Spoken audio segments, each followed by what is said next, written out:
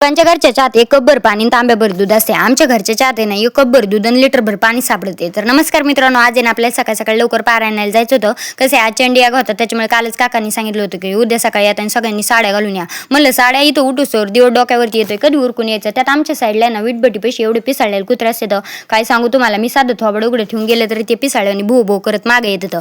साडी घालून गेले असते तर तिथंच उताना पानात गेलं असतं. त्याच्यामुळे आपण साडी घालून नव्हतो आलो, आपण साध्या सरळ पद्धतीला आलो होतो. आज होता चंडी याग, त्याच्यामुळे वाचन वगैरे झाल्यानंतर आरती झाली. आरती घेतल्यानंतर दर्शन झालं. दर्शन झाल्यानंतर आम्हाला यागाला बसायचं होतं. आता त्या यागानंतर आहे ना तो याग खूप मोठा होता, त्याच्यामुळे आपल्या सगळ्यांसाठी चांगलंच होतं म्हणून बसले होते. याग झाल्यानंतर आपल्याला बोंबलं थंडायचं नव्हतं, सरळ घराचा रस्ता पकडायचा होता. कसे माझ्या नावाने ना आमच्या घरच्यांनी 2 लाईनी ठेवल्यात कापसाच्या याच्या, ज्या की माझ्या नावावरती रिझर्वेशन करून ठेवल्या. त्याच्यामुळे आपल्याला जाऊन ते याचायचं होतं. मग त्यात बकरी सोडायची होते. बकरी सोडल्यानंतर ते तोडायचं पेटवायचं लई कुठं नाही. इथं एवढे काम असतात ना आपल्याला, तरी पण आपण कामातनं टाइम काढून स्वतःसाठी कधीतरी जगत असतो. त्यात आमचे पेपर सुद्धा तोंडावर आले. तर मी का सांगते तुम्हाला, तुम्ही थोडी माझे पेपर लिहून देणार इथं.